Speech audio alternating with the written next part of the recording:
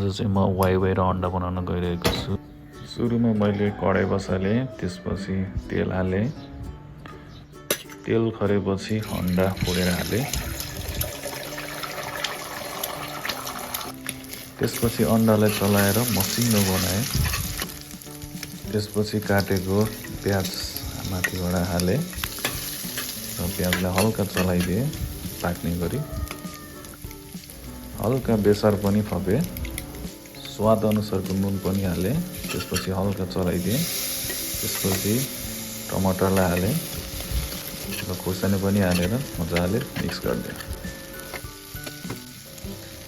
गाजर पनि हालिदिएँ र केराउ पनि हल्का मिक्स गरिदिएँ है। मजाले राम्रोसँग सबलाई मिक्स गरिदिएँ। अब वाइवाई फोडेर हाल्नु पालो र वाइवाईलाई फोडेँ। भित्रको सुपहरू खुर्सानीहरू सबै निकालेँ र त्यो सुपहरू सबै त्यसमा एड गरेँ र धुलो खोर्सानी पनि एड गरेँ।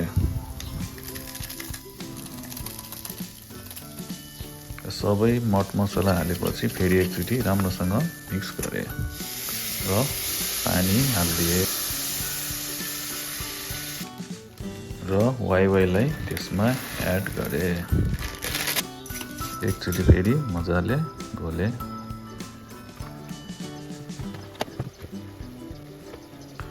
लगभग वाइवाई पाकिसक्यो। अब खानालाई रेडी। र मैले खानालाई चाहिँ मेरो बोलमा हालेँ। बास्ना चाहिँ एकदम मिठो मङ बसाइरहेको थियो।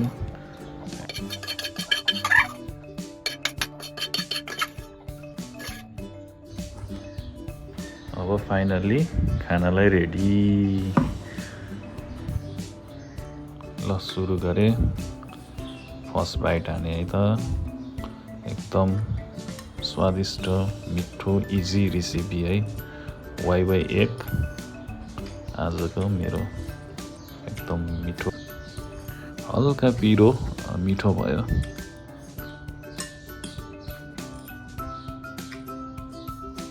आजको यो सिम्पल रेसिपी वाइवाई एग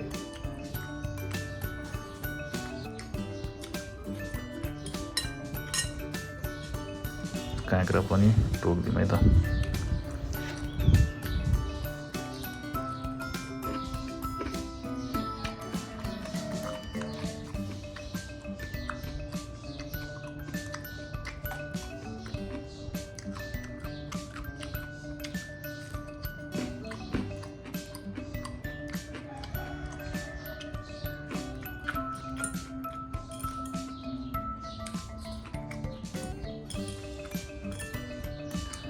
मुला पनि खाइदिउँ र यो गाजर पनि खाइदिउँ र वाइवाई पनि खाएर सकियो हैन। एकदम मिठो पिरो मिठो भयो है त। भिडियो मन पर्यो भने प्लिज लाइक, सेयर र सब्सक्राइब गरिदिनु होला है त। Thank you.